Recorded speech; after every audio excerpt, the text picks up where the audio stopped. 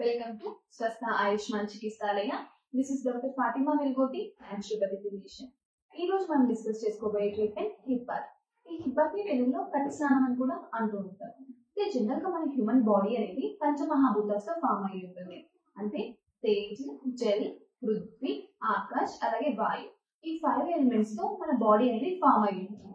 So నాచురోపతిలో ఏదైనా disease వస్తే ఈ పంచమహాభూతాలను యూజ్ చేసి మేము ట్రీట్ చేస్తూ ఉంటాం. సో ఈ 5 ఎలిమెంట్స్ లో 1 ఎలిమెంట్ అయినా వాటర్ ని యూజ్ చేసే ట్రీట్మెంట్ ఈ హిప్ బాత్. అంటే ఈ హిప్ బాత్ ఎలా తీసుకోవాలి అంటే దీనికి పెద్దగా ఖర్చు ఏం అవసరం లేదండి. ఓన్లీ 1 టబ్ ఉంటే చాలు. అంటే మా క్లినిక్ లో అయితే దీనికి స్పెషల్ గా హిప్ బాత్ అనే టబ్ ఉంటుంది. అది మీరైతే బయట ప్లాస్టిక్ టబ్స్ అనేది ఈజీగా అవైలబిలిటీ ఉంటుంది.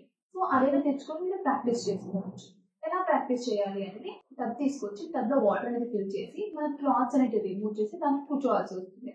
కూర్చున్నప్పుడు మన నావల్ రీజన్ వరకు అంటే మన బొడ్డు రీజన్ వరకు వాటర్ అనేది ఫిల్ అయ్యి ఉండాలి. అంటే మన బొడ్డు నుంచి తొడల వరకు వాటర్ అనేది ఫిల్ అయ్యి ఉండాలి. తొడల నుంచి కింది భాగం అలాగే బొడ్డు నుంచి పై భాగం అనేది డ్రైగా ఉండాలి.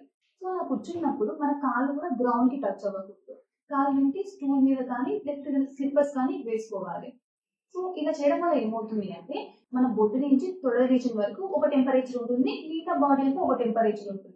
సో ఆ రీజన్ తడిగా ఉండడం వల్ల దాన్ని న్యూట్రల్ చేయడానికి మన బ్లడ్ మొత్తం ఆ బొడ్డు రీజన్ కి వస్తుంది. సో అలా రావడం వల్ల ఏమవుతుంది అంటే మన బ్లడ్ కదా మనకి ఆక్సిజన్ కానీ న్యూట్రియన్స్ కానీ సప్లై చేస్తూ ఉంటాయి. సో ఆ రీజన్ కి బాగా ఆక్సిజన్ అండ్ న్యూట్రియన్స్ అనేది బాగా సప్లై అవుతుంది. అలాగే అక్కడ ఉన్న మజిల్స్ ఆర్గన్స్ అనేది బాగా ఈజీగా టోన్ అప్ అయ్యి మజిల్ స్ట్రెంత్ ని కూడా పెంచుతూ ఉంటుంది. సో ఈ హిప్ బాత్ 3 టైప్స్ ఉంటాయి. కోల్డ్ హిప్ బాత్ అని, హాట్ హిప్ బాత్ అని, అలాగే న్యూట్రల్ హిప్ బాత్ అని 3 టైప్స్ ఉంటాయి.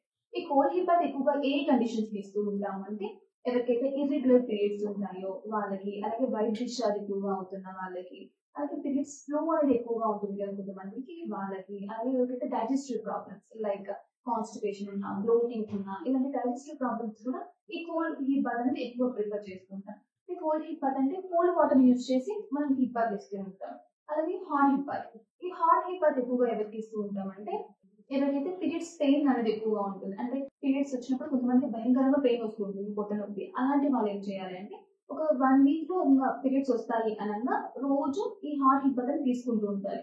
ఇలా హాట్ హిప్ బాత్ డైలీ తీసుకోవడం వల్ల ఏమవుతుంది అంటే మనకు పెయిన్ తెలియదు, మనకు ఇలాగ ప్రాక్టీస్ చేస్తే మనకు అసలు పెయిన్ రాదు కూడా ఇంకా.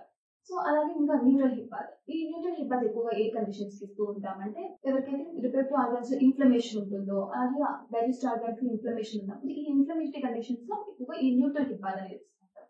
ఈ న్యూట్రల్ హిప్ బాత్ అంటే నార్మల్ టెంపరేచర్ ఆఫ్ వాటర్ ని యూజ్ చేసి హిప్ బాత్ ఇస్తూ ఉంటారు. సో ఈ హిప్ బాత్ అనేది కింగ్ ఆఫ్ ఆల్ బాత్స్ అని చెప్తూ ఉంటారు. చాలా ప్రాబ్లమ్స్ కి ఈ హిప్ బాత్ అనేది బాగా హెల్ప్ అవుతూ ఉంటుంది. సో మీకు ఈ హిప్ బాత్ కావాలనుకుంటే మీరు మా క్లినిక్ అయినా స్వస్థ ఆయుష్మాన్ చికిత్సాలయకి కన్సల్ట్ అవ్వచ్చు. Thank you.